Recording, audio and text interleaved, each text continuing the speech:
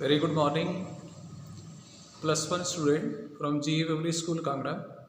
Dear students, today I am going to take your E-class. Myself, Shivshant Sharma, a lecturer in physics. Today I am going to discuss the topic parallelogram law of vectors addition.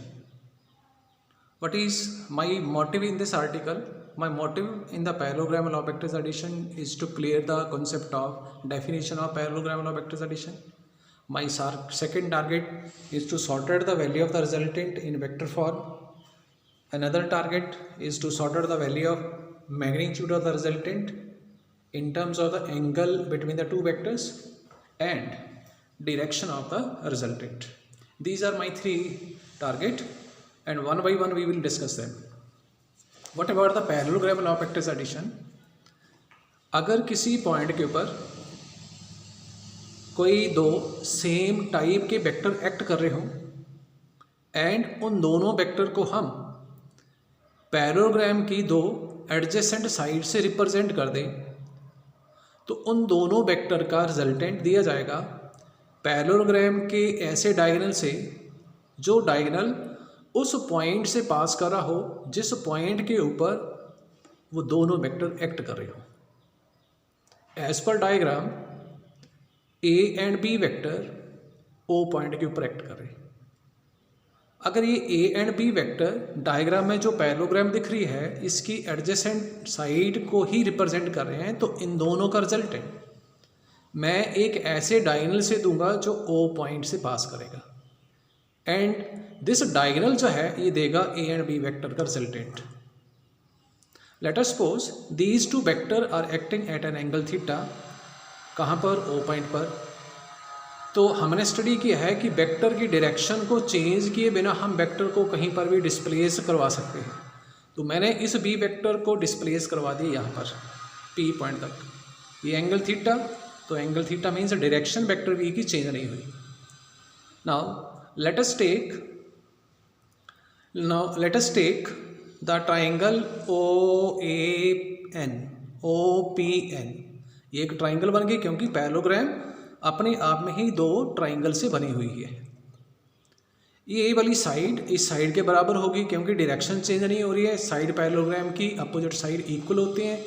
अगर angle change नहीं हो रहा तो direction same रहेगी। सो that's why ये वाली side of the parallelogram इस side के बराबर होगी। Now in the triangle O P N, O P vector and P N vector are in the same order. So that's why this third side of this particular triangle in opposite order will give the resultant of these two vectors and is given as on vector that is equal to what? op vector plus pn vector।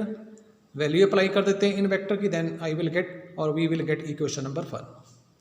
Now in order to find the magnitude of this vector I will draw a perpendicular from the point n. This nm perpendicular drawn from the point n on the direction of this a vector.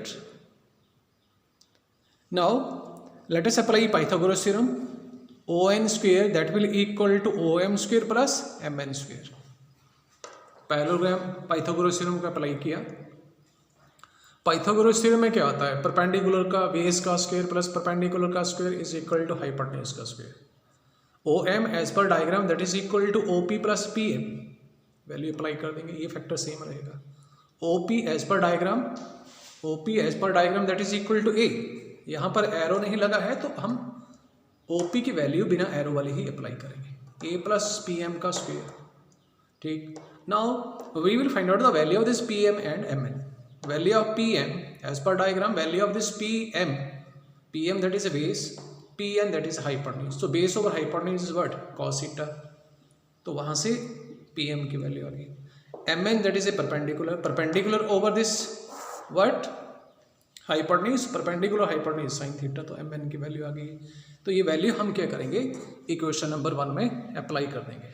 ठीक, equation number 1 में value apply करने से ये वाला step बनेगा। Squaring करो, a plus B का whole square, A का square plus B cos square theta का square plus 2ab cos theta plus B square sine square theta. तो वी स्क्वायर और ये वी साइन स्क्वायर, इन दोनों को कंबाइन कर दो। Sine square plus cos square that is equal to 1, ये आ गया। तो आर की वैल्यू आ गई बिल्कुल वैसे ही जैसे आपने ट्राइंगल ऑफ वेक्टर्स एडिशन में स्टडी किया। Similarly you will get the value of direction of the resultant vector.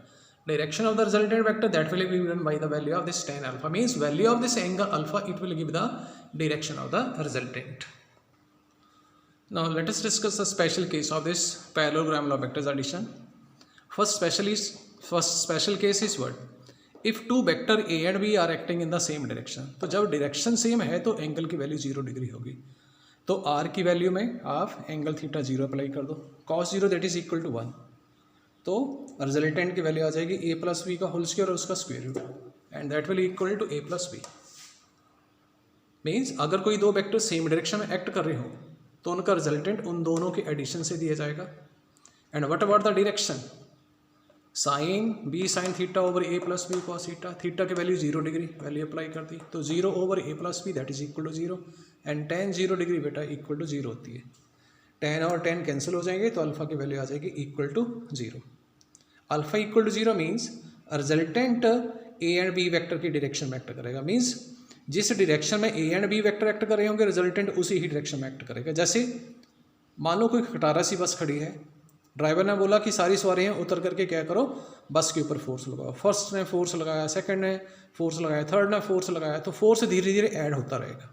सारे आगे की तरफ फोर्स लगा रहे तो फोर्स टोटल फोर्स ऐड हो जाएगा इस फार्मूले के अकॉर्डिंग। लेकिन जब सारे के सारे ही पैसेंजर फॉरवर्ड डायरेक्शन बस के ऊपर फोर्स लगा रहे हैं तो किसी एक स्टेज के ऊपर बस फॉरवर्ड डायरेक्शन में मूव करना शुरू कर देगी। Means in the direction of the applied force bus की मूवमेंट होगी, तो रिजल्टेंट अप्लाइड फोर्सेस की डायरेक्शन में एक्ट करेगा बिकॉज ऑफ दिस फार्मूला। तो ये रिजल्ट बिल्कुल वैसा ही है। Second possibility, if two vectors are acting in the opposite direction just like tug of war की तरह, तो ए एंड बी वेक्टर के बीच में एंगल कितनी हो जाएगी 180 degree. Now I will apply this theta equal to 180 degree in case of the resultant cos 180 that is -1, तो ये बन गया a माइनस बी का होल स्क्वायर अंडर रूट, तो ये कैंसिल हो जाएगा, a माइनस बी आ गया। a माइनस बी चाहिए b माइनस ए भी हो सकता है। क्या रिजल्टेंट a माइनस बी होगा कि b माइनस ए होगा? It will depend, is value of a is more than b then resultant will be given a minus b. If b is stronger than a then resultant will be given by this b minus a. If b is stronger than a then resultant will b minus a and resultant will act in the direction of this b vector. Means value of this alpha it will equal to 180 degree. If a is stronger than b then value of this resultant will act along the direction of a and alpha की value होगी equal to 0 degree just like here. ये 180 degree वाला case है, theta equal to 180, tan 0 tan alpha भी 0 होती है, tan 180 degree भी 0 होती है। जब tan अल्फा 0 हुआ तो अल्फा किसके साथ है? अल्फा एंगल है ए एंड आर वेक्टर के बीच में, तो जब अल्फा 0 होगा तो आर ए की डायरेक्शन में एक्ट करेगा यहाँ पर, तो रिजल्टेंट ए माइनस बी दिया जाएगा। जब अल्फा की वैल्यू 180 डिग्री होगी, अल्फा 180 डिग्री, तो ये 180 डिग्री कैसे हो सकता है? जब आर वेक्टर बी की डायरेक्शन में एक्ट करेगा, तो रिजल्टेंट दिया जाएगा बी माइनस ए से। मीन्स जब बी स्ट्रॉन्ग होगा तो रिजल्टेंट बी माइनस ए दिया जाएगा, मीन्स रिजल्टेंट बी की डायरेक्शन में एक्ट करेगा, मीन्स थीटा की वैल्यू होगी 180 डिग्री के बराबर।